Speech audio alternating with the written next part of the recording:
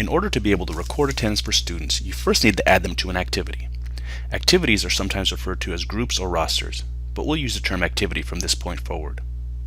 First, notice that there are several tabs near the top of the page. In the past, we had all activities in a single list. This worked well for programs with only a handful of activities. However, it became hard to manage for programs with dozens of activities. In addition, we received several requests for features that, when implemented, logically divided the activities into the sections you see here. If you roll over each tab, you'll see a description of each section. I'll spend a little time now going over each tab and its particular use. You'll notice that there are separate tabs for after school and before school. This is because they're funded by separate funding sources, and in theory, a student may attend the before school program and not attend the after school program and vice versa. So we're required to record attendance separately for both before school and after school. Simply adding an activity to after school and calling it before school does not cause the attendance to be placed into your before school grant. The upcoming and expired sections correspond to requests from schools who needed short-term activities with specific start and stop dates, but didn't want those activities cluttering up their day-to-day workspace. These activities don't differ from other activities in any way, aside from having a start and stop date. Let's take a moment to create a new activity and see some of these options in action. I'll start by clicking the Add New Activity button. And the first thing you'll notice is that you have to select between after school and before school. Choose carefully. While this can be modified later by an ERC administrator, changing this after attendance has been entered can cause serious consequences. I'll go ahead and choose after school. Now the first thing to mention on this page is that aside from entering an activity title, all the other options are optional. I'll go ahead and pick an activity title, and we'll just call it John's ERC activity. And I could just click Save and not choose any options. In fact, let's do that now.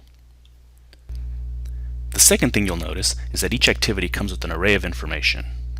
For example, our first grade activity contains 16 current enrollments, a first date of attendance, a last date of attendance, and a schedule. By default, the schedule is the first date and last date of the fiscal calendar. This just keeps it from falling into upcoming and expired activities on accident. We can go ahead and change these from options, which we'll do in a second. Now that we know we have an empty roster, let's go ahead and change some of the options. If you click this gear icon, you'll see a few options. You can edit the activity and delete the activity. We'll save deleting activities for a little later on, as it causes some confusion. So here we have the activity that we created. I can go ahead and change the activity title, and it's not going to have any effect on attendance whatsoever. I have these optional categories I can select. They're useful when you want to group activities in a certain report later on. I can select all, I can select a few, or I can select none. And the same thing goes for activity leaders. It's not going to affect attendance or affect the activity at all. It's simply going to let you group activities in an interesting way. So now we're left with everything here in the middle. Now start and end date we've already seen before. These are the dates that decide whether you're in an upcoming or expired activity. Since today's April 3rd, I'm going to go ahead and set my start date to a date in the future. So I'll just go ahead and select April 10th. I'll leave the end date there. And the last option we have on the page is the week schedule. You'll notice there's a checkbox for each day of the week. Unchecking one of the days causes the attendance page to not let you enter attendance into that day.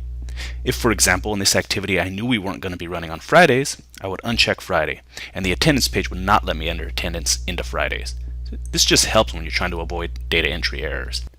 In fact, it's usually pretty safe to go ahead and uncheck Saturday and Sunday, unless you know for a fact you want to enter attendance on weekend days. And you'll notice that it now shows up in upcoming activities, and not in my main work area. That's because the start date of this activity is set into the future. Now once we hit this date, this activity will move from upcoming activities into my main work area. And once we hit the exit date, it will show up in expired activities. Again, this has no bearing on attendance whatsoever. It's just a way for you to keep your workspace clean. Now the last thing I'll mention is deleting activities. In the past, deleting an activity has been a source of confusion.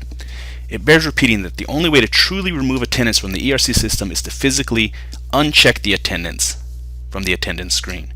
Dropping a student or deleting activity may hide the student or activity from you, but as an auditing requirement, we, meaning ERC, must never alter attendance in any way.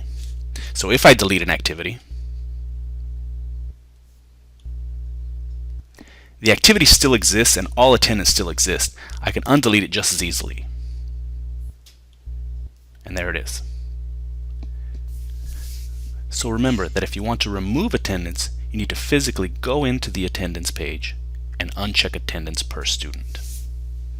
And now that we have our rosters created, we can go into the attendance screen, add students to our roster, and record attendance.